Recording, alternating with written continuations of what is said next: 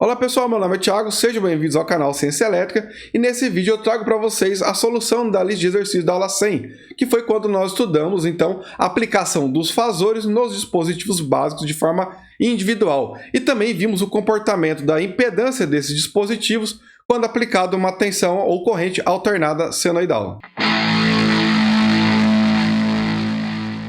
Bom, caso vocês não tenham feito essa lista de exercícios, o link para a aula 100 está na descrição desse vídeo. Lá você tem então o conteúdo da aula e o link para fazer o download da lista. Você tenta resolver e depois venha conferir os resultados. Caso você tenha feito, basta continuar. Só peço que depois vocês deixem um comentário dizendo como foi a sua performance, tá? Vamos lá então. Exercício 1. Expresse os componentes vistos na figura 1, tanto na forma polar quanto na forma retangular.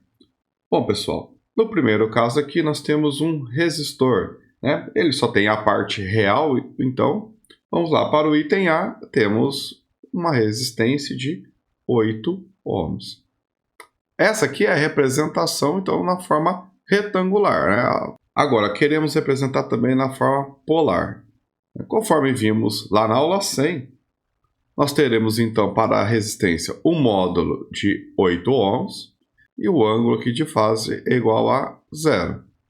No item B, temos um indutor cujo sinal aplicado aqui é de 377 radianos por segundo. Então, nós sabemos que a reatância indutiva, né, no caso o indutor ômega L, correto? Então, nós temos aqui 377 radianos por segundo, vezes o valor de sua indutância aqui de 1,3 Henry, que resulta ali em 490,1 ohms.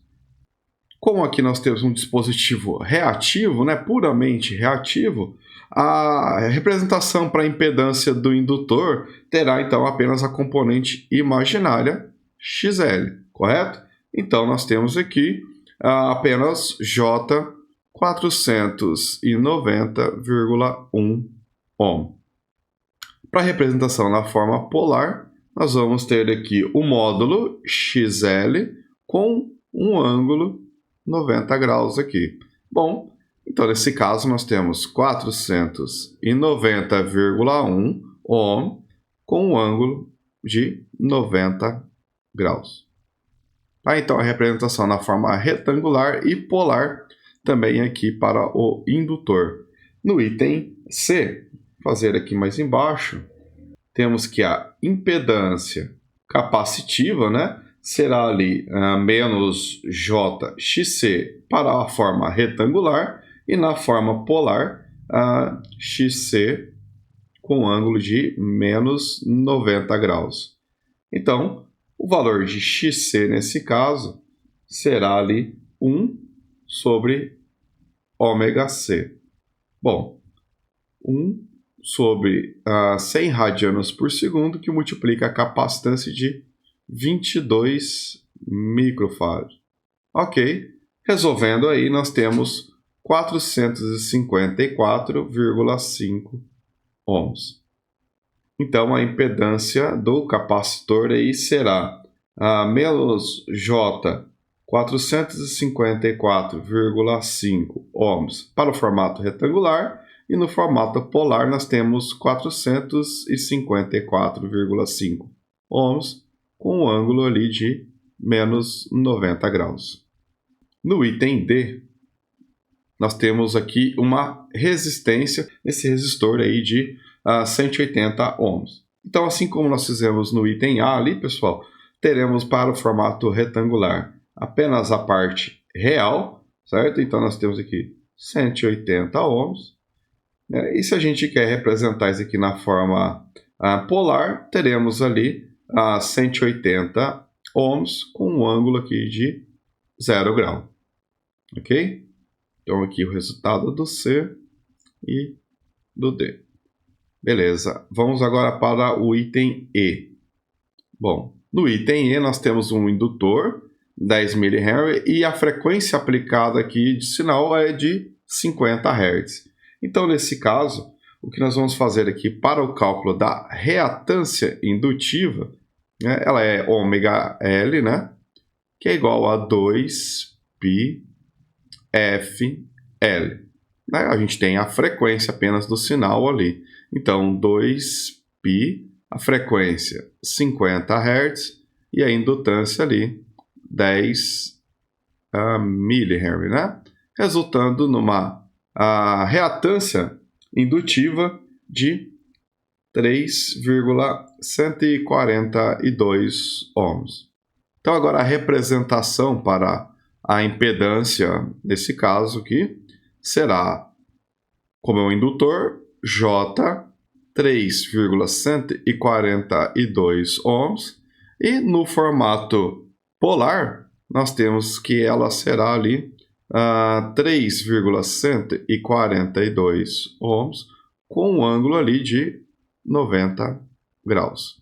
Então, tá as duas formas de representar a impedância desse indutor.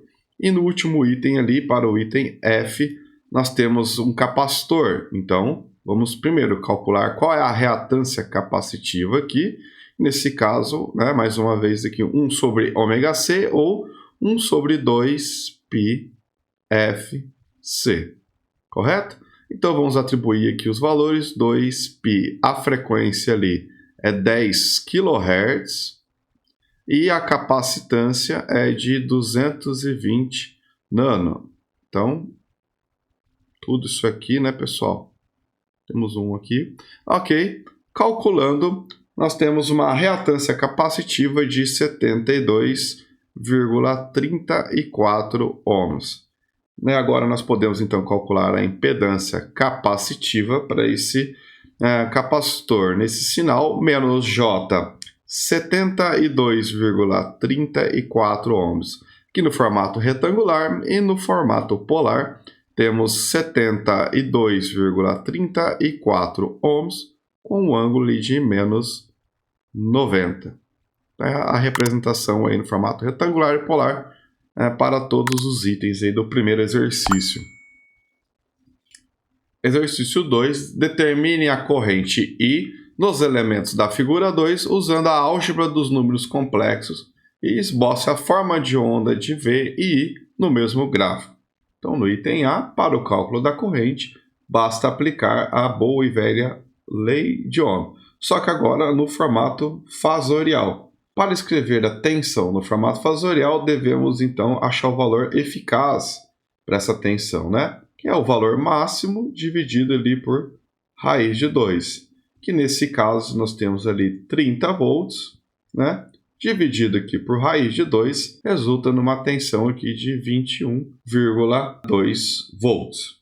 E como nós temos uma resistência pura aqui, fica fácil escrever no formato polar aqui, né, pessoal? Já querendo fazer a divisão, vamos lá. A tensão no formato fasorial vai ficar como? O módulo 21,2 volts e o ângulo está aqui, ó, pessoal, mais 20 graus. Sobre aqui a nossa impedância, que no caso é apenas um resistor puro de 7 ohms, né, e o ângulo aqui 0 graus. Resultando numa corrente, divide o módulo, né, 21,2 dividido por 7, 3,03 amperes. E o módulo? Bom, o módulo basta subtrair 20 menos 0, 20 graus. Então tá aí a corrente, pessoal, no formato fasorial aqui, né? E agora, para que depois a gente possa representar no gráfico, ou seja, em função do tempo, então vamos achar a expressão para a corrente, tá? Lembra, esse valor aqui, ó, do módulo é o valor eficaz. Então, para achar a amplitude dessa corrente, basta pegar o valor eficaz ali e multiplicar por raiz de 2, que nesse caso, 3,03 vezes raiz de 2 resulta ali em 4,29 amperes. E a representação para a nossa corrente fica sendo a amplitude 4,29 amperes, seno ali de ômega-t, mais 20 graus. Né? Estamos aqui trabalhando com uma resistência, não vai alterar a fase da corrente em relação à tensão. E olha aí como que fica então a representação da tensão e da corrente em função do tempo, né? Nós temos aí as duas senoides em fase, onde a tensão nós temos uma amplitude de 30 volts e a corrente ali 4,29 amperes de amplitude. Ok, vamos para o item B. Nós sabemos que para o cálculo da corrente, no caso de um indutor, teremos que aplicar a lei de Ohm, mas agora é tensão, né? O fasor da tensão, sobre a nossa impedância, no caso aqui uma impedância puramente indutiva. E para isso, pessoal, vamos pegar então o fasor da tensão e dividir aqui por XL com um ângulo de 90 graus. Ok, mas a questão é, quanto vale esses valores aqui para os módulos, né? Se a nossa tensão aqui, ela já está dada aqui com um ângulo de 30 graus. Podemos até deixar já indicado aqui, ó, 30 graus. Começando pela tensão, vamos ter ali os nossos 50 volts e dividindo aqui por raiz de 2, resultando ali em 35,36 volts. E a reatância indutiva, né, é ômega-L. Então, nós temos ali 400 radianos por segundo, tá indicado aqui na função, né, pessoal? E a indutância ali é de 2 mili, né? 2 mili Henry ali. Nós chegamos aqui no valor de 0,8 ohms. Bom, a corrente fica sendo aqui uma tensão cujo módulo é 35,36 volts, com um ângulo de 30 graus, e a nossa impedância, no caso aqui puramente indutiva, ela terá um módulo de 0,8 ohms, correto? E o ângulo aqui 90 graus. Então, dividindo o módulo da tensão pelo módulo da impedância, nós temos aqui 44,2 amperes. E subtraindo os ângulos aqui, né, do numerador em relação ao denominador, nós temos aqui menos 60 graus, né? 30 menos 90. Ok, então nós temos a representação polar para o fasor da corrente. Vamos agora escrever a corrente, né, a expressão para ela em função do tempo. E nesse caso, vamos precisar da amplitude, que será o valor eficaz ali, 44,2 amperes, vezes raiz de 2, chegando ali a 62,5 amperes. Então, a expressão para a corrente fica sendo ali 62,5 amperes de amplitude, seno de ômega-t, no caso ali é 400T, uma fase ali de menos 60 graus, né? A tensão está adiantada em relação à origem 30, e aqui nós temos menos 60 para a corrente, resultando aí numa defasagem de tensão e corrente de 90 graus, como esperado aí no caso de um indutor puro. E ainda para o item B, a representação gráfica aí para a tensão e a corrente, né? Nós temos uma tensão com 50 volts de amplitude adiantada em relação à origem de 30 graus, e a corrente está atrasada em relação à origem de 60 graus, com uma amplitude de 62,5 amperes. Esse foi o item B. Deixa eu deixar marcado aqui rapidinho. Então, item A e o item B. Bom, vamos agora para o item C, onde nós temos um capacitor. Bom, no caso de um capacitor, né, nós vamos ter aqui que a sua corrente será obtida através da aplicação, mais uma vez, da lei de Ohm, só que agora teremos uma impedância puramente capacitiva, ou seja, teremos aqui um fasor para tensão, que nesse caso não temos nenhuma defasagem indicada, ou seja, a tensão está em fase com a origem, e a nossa impedância capacitiva, ela vai ter aqui um módulo, certo? Que será ali XC, né? A reatância capacitiva, e um ângulo aqui de menos 90 graus. Bom, então vamos para o cálculo aqui da tensão eficaz. Vai ter o mesmo valor ali para o item B, né? Que nós fizemos há pouco, 50 volts de amplitude, sobre a raiz de 2, resultando em 35,36 volts. Ok, e a nossa reatância capacitiva, né? 1 sobre ômega EAC, que nesse caso nós não temos o valor de ômega. Mas podemos calcular, né? Ômega é 2πf. Então, nós podemos aqui 2π, a frequência a 2 kHz, 2K, e a capacitância ali 4,7 microfarad, né? Então, 1 sobre tudo isso aqui, resultando em 16,93 ohms. Podemos determinar o nosso fasor daqui para a corrente. O valor eficaz da tensão, 35,36 volts, né, com uma fase de 0 graus. E aqui, no caso, módulo 16,93 ohms, com o ângulo de menos 90. Então, fazendo aqui a divisão do módulo da tensão pela impedância, temos 2,09 amperes. Tá? E subtraindo o ângulo do numerador pelo denominador, nós temos aqui 90 graus, certo?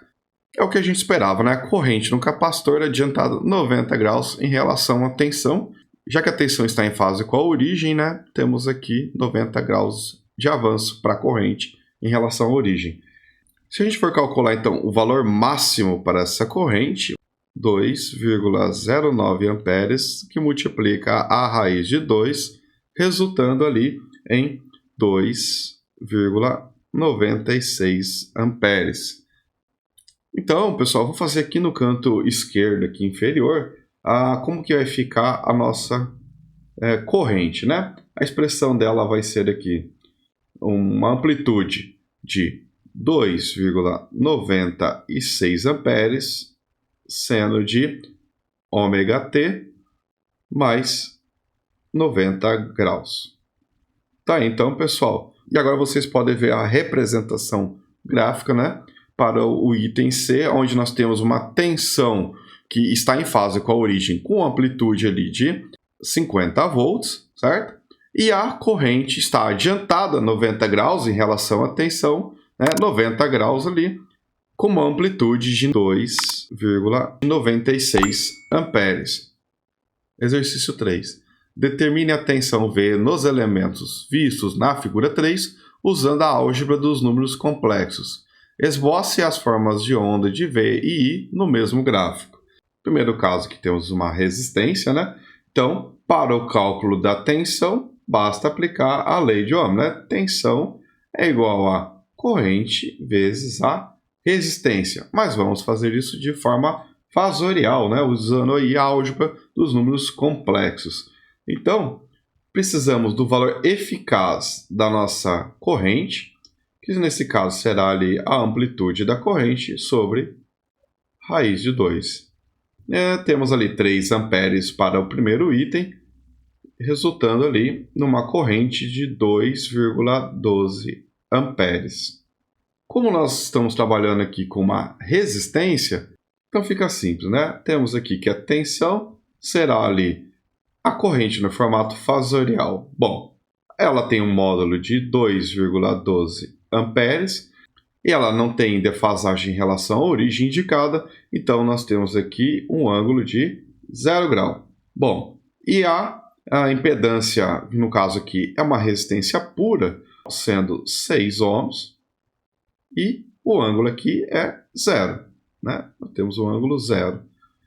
Então, produto dos módulos e soma-se os ângulos, resultando ali numa tensão de 12,72 volts com um ângulo ali 0. Para a representação gráfica, precisamos da amplitude da tensão. Tensão máxima será ali o valor eficaz dela vezes raiz de 2, correto? Então, nós temos ali 12,72 vezes raiz de 2, resultando ali em 17,99 volts. Então, a nossa tensão será 17,99 que multiplica seno de ômega t. No caso ali é 500t. E a fase ali, né, pessoal, é zero, então nós terminamos aqui a nossa expressão para a tensão desse resistor.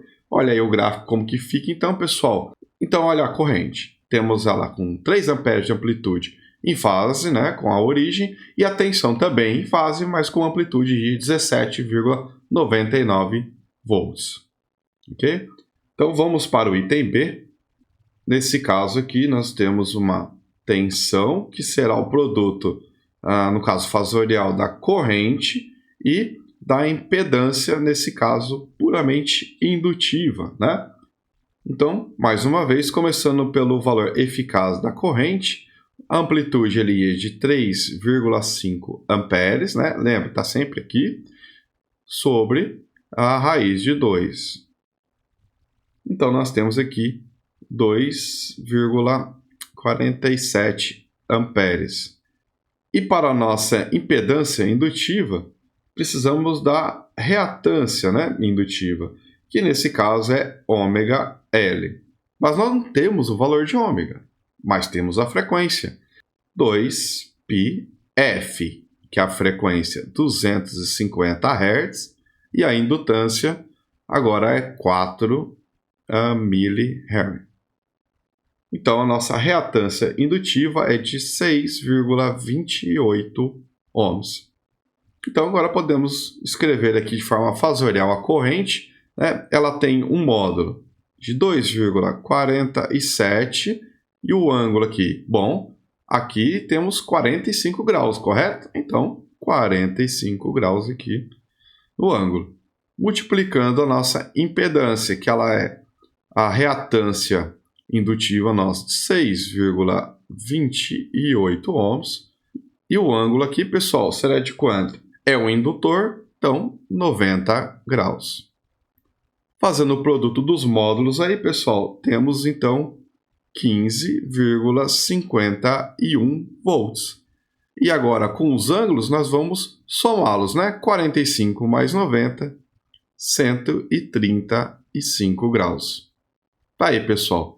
Então, a representação fasorial para a nossa tensão.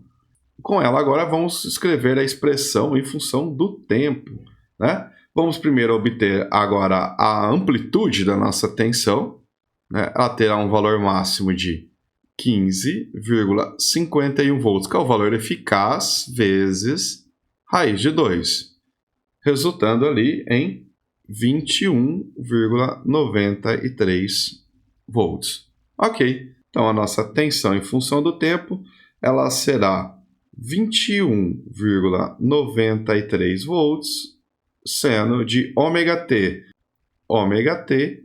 mais 135 graus. Como era de se esperar no caso do indutor, né, pessoal? Nós temos a tensão 90 graus adiantada em relação à corrente, né? A corrente está em 45 graus de avanço em relação à origem. Observem o gráfico aí, pessoal, né? Com uma amplitude de 3,5 amperes e a nossa tensão de 21,93 de amplitude está adiantada em relação à corrente 90 graus. Em relação à origem, está adiantado 135 graus. Né? Então, está aqui a expressão para a tensão.